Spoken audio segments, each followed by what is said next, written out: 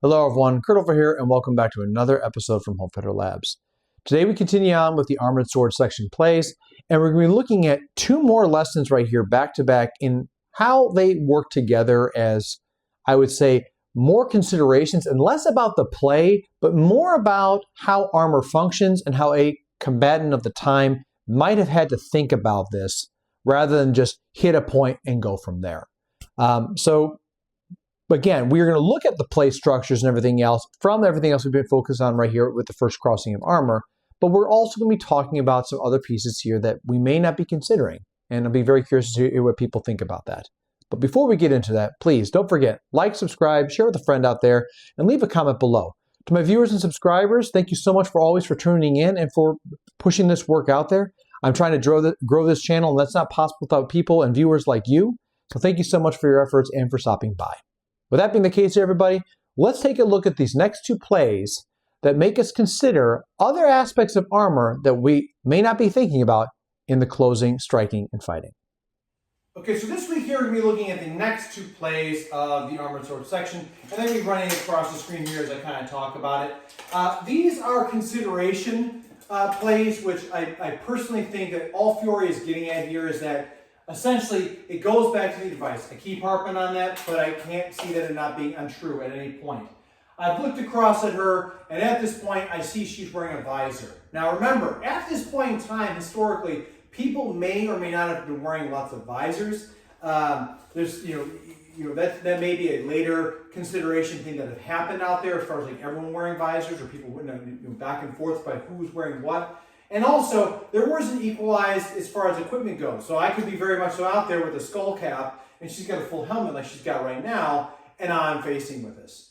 But the reality of it is that these next two plays that we're talking about are considerations that deal with going around armor, as well as maybe also targeting.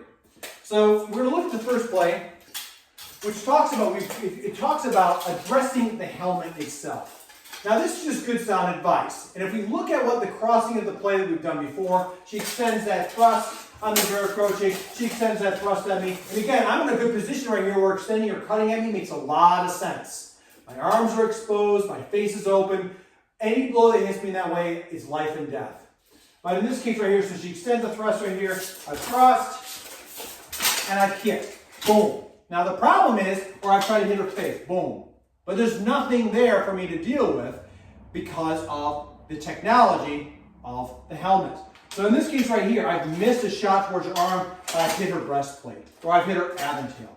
And as he says, they're wearing armor, so therefore, a thrust could not have reached their face or their chest. With my arm being low like this, I'm relatively protected.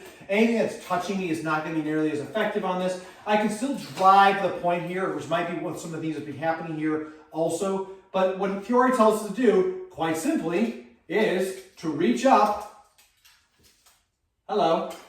and stab them in the face with when you lift the visor. You got to remember, this type of strapping right here is a modern consideration, and while there definitely were straps that held bevelers to people in the jousts and the tilts, when it came down to foot combat, many times visors or compression, they can hold up real fast here because you have to be able to yell, command, salute, all these types of things. So that means that off of this kind of concept right here, I make impact, the sword doesn't strike, and this, once again, my hand is low. If my arm was high in this position, I'm trying to reach across, all the weight of her body is now against it, which makes it more awkward for me in this space. It doesn't mean that I wouldn't be able to fight against it. It just means that now I've doubled my effort. By keeping it low right here, I don't have to sit there and try to where am I going to hit the point? Where am I going to hit the point? I just keep it on a point right here, lift up, and stab in the face. Okay? So it's very simple. This is one of the other reasons why, in this low line of position, keeping it low keeps us on target. And again, if you can't really tell on this case, is that essentially, stand right here for a second. If I'm low in here, it doesn't take much. As I reach up, I'm holding her shoulder, I can just move my hips very easily to touch the point in a place with minimal effort. If the sword is up, the tip's all over the place, the handle's up right here, it becomes a problem. It becomes very difficult to handle. So keeping it low allows us to have tip alignment and tip picture towards a person, okay? So that really all that that first play is. It's not complicated, but it has a lot to consider because as we're looking at right here, we're talking about constraints, considerations, but also one of the reasons why this position right here is beneficial to go into action. The next play that we have is this one, where Fiore once again makes a commentary about stabbing the person in the chest. However, they've got good armor. And, again, this goes down to the commentary of the time of, do you actually know what the person is wearing? Hidden armor is a thing that's been across the centuries. It could also be, in many ways, maybe I've missed my mark. Maybe, in this case, maybe she's not wearing a full corazina, but she's had a breastplate with no folds on and just chainmail on the bottom. And I've missed my shot, but her armor protected her. So this is once again a comment of why are people getting hit in the chest? It's because she's rotating, she's moving, she's using her armor. The person over here is not just being like, yes, please stab me in the armpit. No, there's a point right here where she's rotating and moving and turning around to try to use the armor in that rotational aspect, as we've talked about before, of movements, and denies me the opportunity to cause these things. These rotations, just as much as I might, as she throws the thrust, just as much as I might come here and as I level that point on, she seizes and rolls to clear the point and sticks me in the arm, as you can tell right here.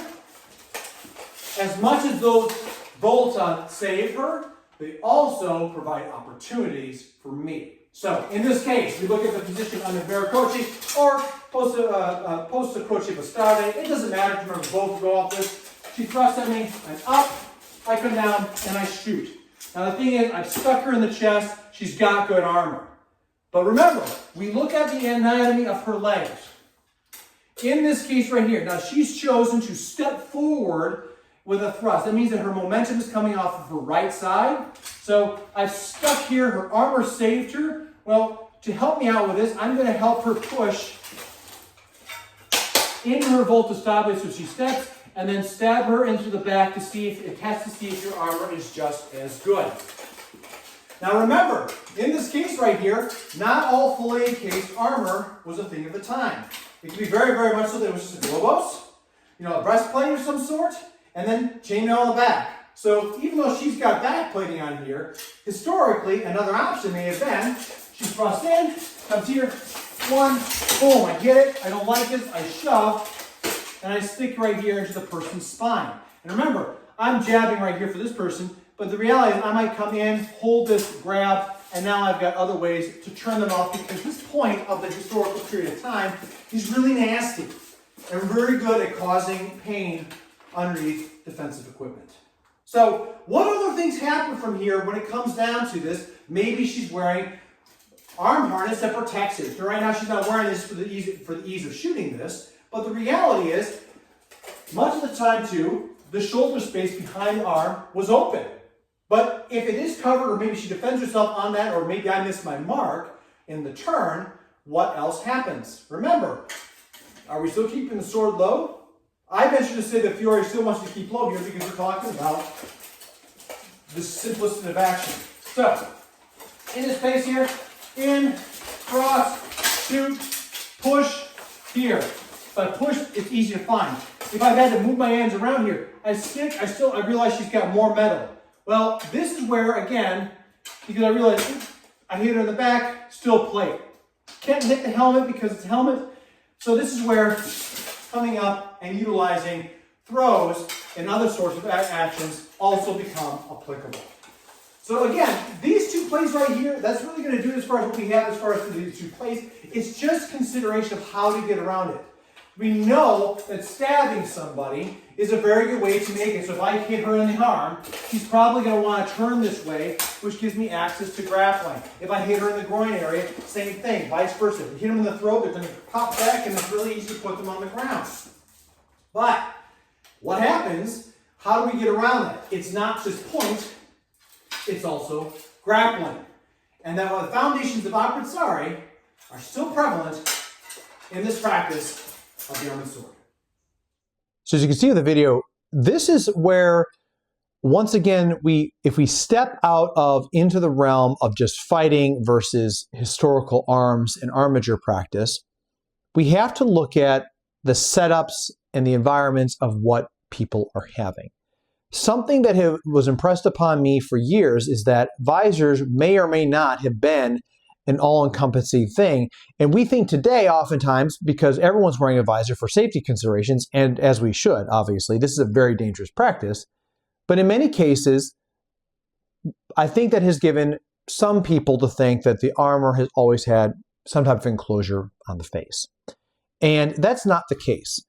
Both these plays right here, I think, are commentaries of armor and attributes that come of it because of the nature of having accuracy. Accuracy of what to do with your shot, and also a good understanding of how to be accurate with your shot to close something so that you can find ways to get other things into action. If we recall, the first play we talked about how I've crossed up and maybe I've stabbed somewhere here, and and Brainy's wearing her helmet, and I hit the center mass, hit the chainmail, and nothing's right there because her visor's in the way. This is another spot where if my arm was up, I offer myself nerves because the arm is all over the place, and I don't necessarily have the ability to keep that point on because of the kinetic nature of the fight. By keeping it low, I keep it aligned, tip alignment to where I want to go, and I can reach up, pull the visor, and then there's the point either into the face or it's a, hey, this is done kind of a situation. That to me is much more of a commentary about the grapple and why the sword is low, as well as the consideration when it comes to armor, rather than just a play. It's a lesson that's necessary because otherwise it just turns into a bonk fest of who can hit swords first.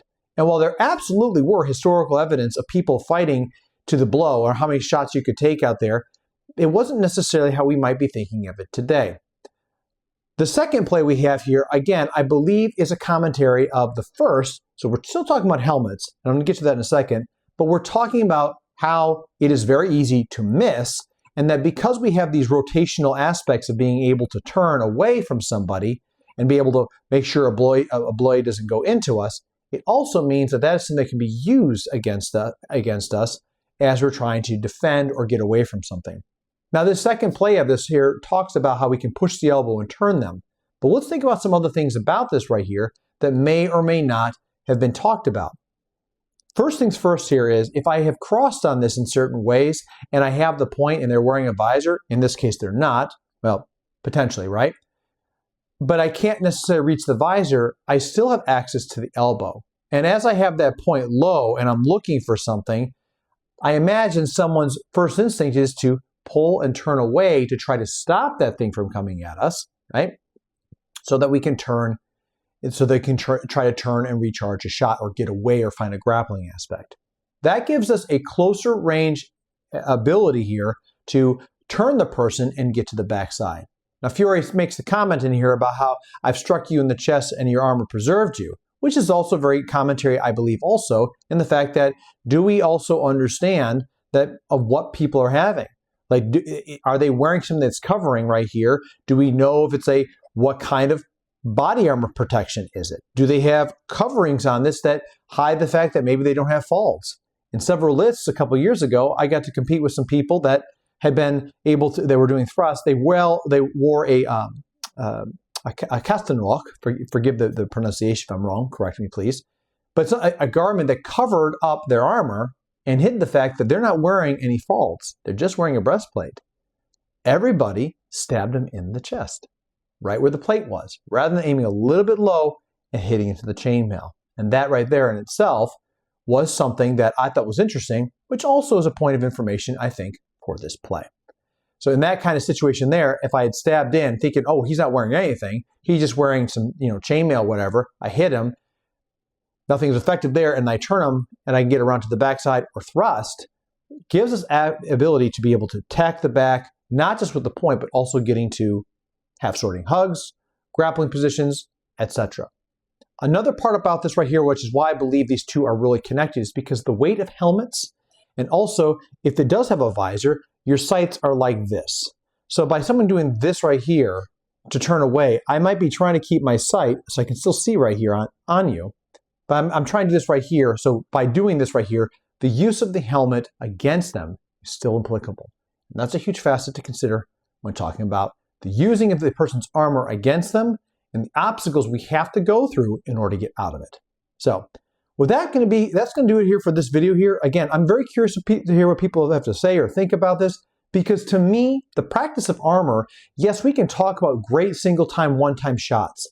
But the reality is, I don't think it was as simple as drive-in as possible, especially to the combat professional of the time that may have been like, okay, I know what my armor is, and I don't know what their armor is. So stabbing somebody in the chest might seem like an amateur thing here today because we know, but no one here is doing it for real.